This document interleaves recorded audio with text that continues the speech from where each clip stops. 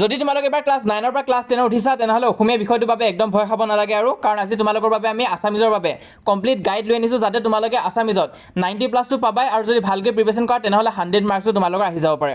যেতিয়া অসমীয়াত তোমালোকৰ নম্বৰ ভাল হ'ব তোমালোকৰ পাৰ্চেণ্টেজ অট'মেটিকলি ইনক্ৰিজ হ'ব, তেতিয়া তোমালোকে ধুনীয়া এখন কলেজত ছিট পাব পাৰিবা, তাৰোপৰি স্কলাৰশ্বিপ আদি পাব পাৰিবা আৰু তোমালোকৰ মাৰ্কশ্বিট আৰু চাৰ্টিফিকেটতো এটা ভাল ইমপ্ৰেশ্যন পৰিব, যাৰ ফলত পিছলৈ জব আদিতো তোমালোকৰ সহায় হ'ব। চ' আছামিজ বিষয়টো ইমান এটা হাৰ্ড নহয়, কিন্তু আমি নিজৰ মনতে এনেই হাৰ্ড বুলি ভাবি লওঁ যে অসমীয়াটো নম্বৰ পাব হ'লে বহুত লিখিব লাগিব, হেণ্ডৰাইটিং ভাল হ'ব লাগিব। একো তেনেকুৱা কথা নহয়। কিন্তু চোৱা ময়ো তোমালোকৰ নিচিনাই ভাবিছিলোঁ। ইংলিছত মই 92 পাইছিলোঁ, ছায়েন্সত ছেল্ফ ষ্টাডি কৰি 91 পাইছিলোঁ, মেথছত প্ৰথম উইক আছিলোঁ কিন্তু পিছলৈ গৈ 95 পাবলৈ সক্ষম হৈছিলোঁ। কিন্তু মোক এটা ছাবজেক্টে মোৰ পাৰ্চেণ্টেজটো কমাই দিলে, সেইটো হৈছে আছামিজ ছাবজেক্ট। কাৰণ আছামিজ ছাবজেক্টটোক মই বৰ লাইটলি লৈছিলোঁ, ভালকৈ ইমান এটা প্ৰিপেয়াৰ কৰা নাছিলোঁ, যাৰ ফলত মোৰ পাৰ্চেণ্টেজ 83 মানহে হৈ গ'ল, বাকী গোটেইবিলাকত 90 পোৱাৰ পিছতো।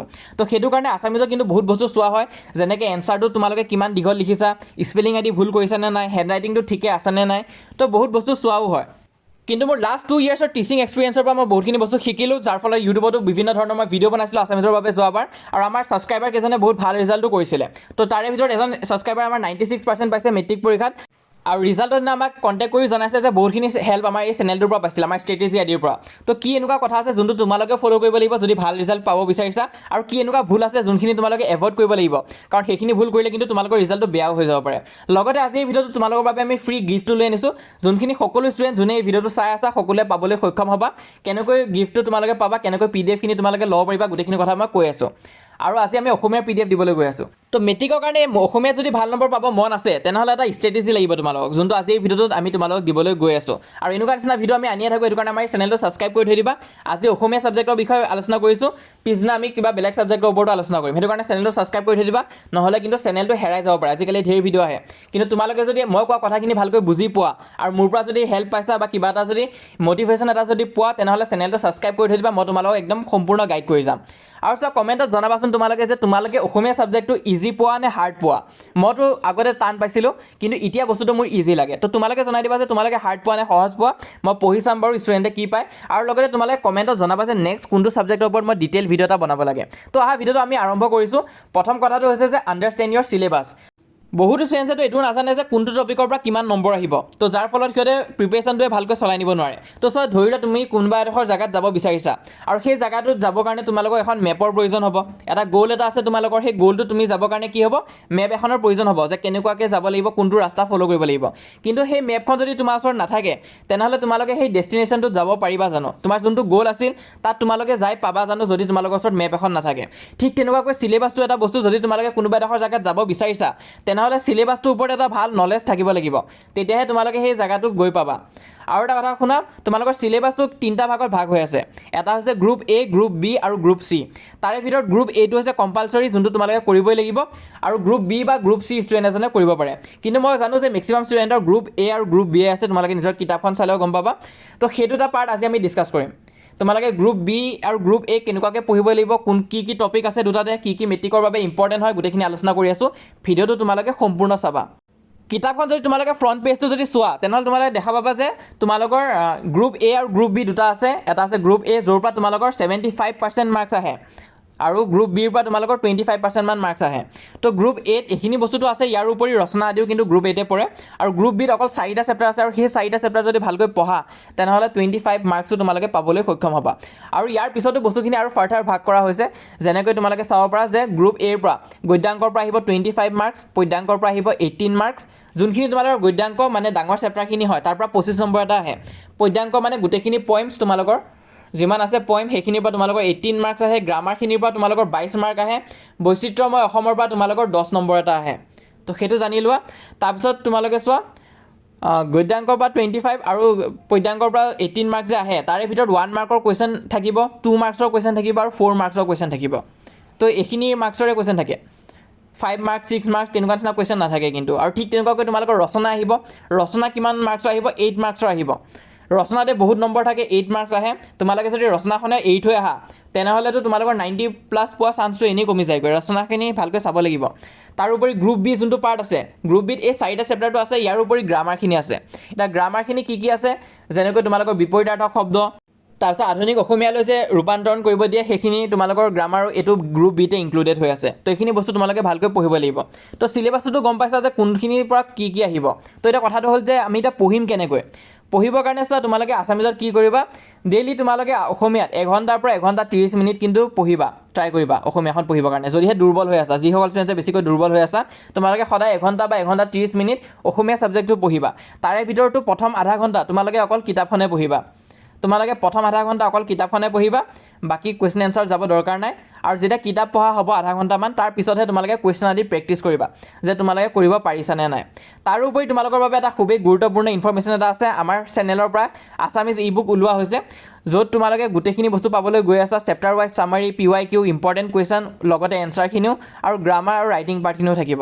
ইয়াত তোমালোকে চাব পৰা আমি মেইন বুকৰ গোটেইখিনি চেপ্টাৰ ইনক্লুড কৰি দিছোঁ। চামাৰী আমি ইনক্লুড কৰিছোঁ, ইম্পৰ্টেণ্ট কুৱেশ্যনছ উইথ এনচাৰ তোমালোকে পাবা। তাৰপিছত গ্ৰামাৰখিনি তোমালোকে পাবা, ৰাইটিং পাৰ্ট পাবা আৰু বৈচিত্ৰ্যময় অসম।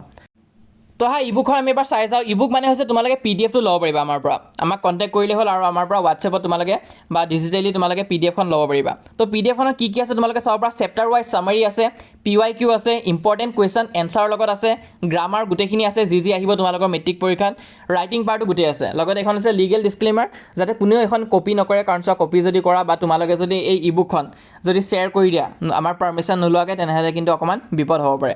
তো সেইটো কাৰণে তোমালোকে যদি এখন লোৱা তেনেহ'লে নিজৰ লগতে ৰাখিবা, শ্বেয়াৰ নকৰিবা। তো এতিয়া আমি ষ্টাৰ্ট কৰিছোঁ। কি কি আছে কণ্টেণ্ট পেজত তোমালোকে চোৱা। মেইন বুকৰ যোনখিনি চেপ্টাৰ আছে গোটেইখিনি দিয়া হৈ আছে। বৰগীত, জিকিৰ, প্ৰশস্তি, মই অসমীয়া, দৃষ্টান্তৰ, তাৰোপৰি বাকী চেপ্টাৰখিনিও দিয়া হৈ আছে গদ্যাংকৰ।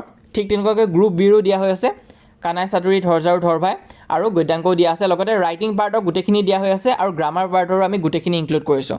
বহুতো ষ্টুডেণ্টে মোক কৈ আছিলে যে ছাৰ ইংলিছখন আহিল, ছ'চিয়েল আহিল, অসমীয়া কেতিয়া আহিব। তো অসমীয়া আমি ফাইনেলি ওলাই দিছোঁ। ইয়াৰ কাৰণে মই বিজি হৈ আছিলোঁ, দুদিনমান মই ভালকৈ ভিডিঅ' দিব পৰা নাছিলোঁ। আমি ইয়াৰ কামত লাগি আছিলোঁ, যিহেতু এইটো এতিয়া কমপ্লিট হৈছে, সেইটো কাৰণে লৈ আনিছোঁ। ইয়াত তোমালোকে চাব পৰা প্ৰথম চামাৰী থাকিব। চামাৰীখিনি হোৱাৰ পিছত তোমালোকে 1 মাৰ্কৰ কুৱেশ্যন উইথ এনচাৰ পাবা সাৰাংশৰ পিছত। তো এই 1 মাৰ্কৰ কুৱেশ্যন উইথ এনচাৰখিনি খুবেই ইম্পৰ্টেণ্ট হয়, পৰীক্ষাত আহিয়ে থাকে এইখিনি। তাৰপিছত তোমালোকে 2 মাৰ্কৰ কুৱেশ্যন উইথ এনচাৰ্ছ পাবা। তাৰপিছত ব্যাখ্যা কৰা আদি পাবা, প্ৰতিটো চেপ্টাৰৰ পৰা থাকিব, ইম্পৰ্টেণ্ট আছে সেইটো কাৰণে। তো ইয়াত তোমালোকে চাব পৰা কেনেকুৱাকৈ দিয়া হৈ আছে।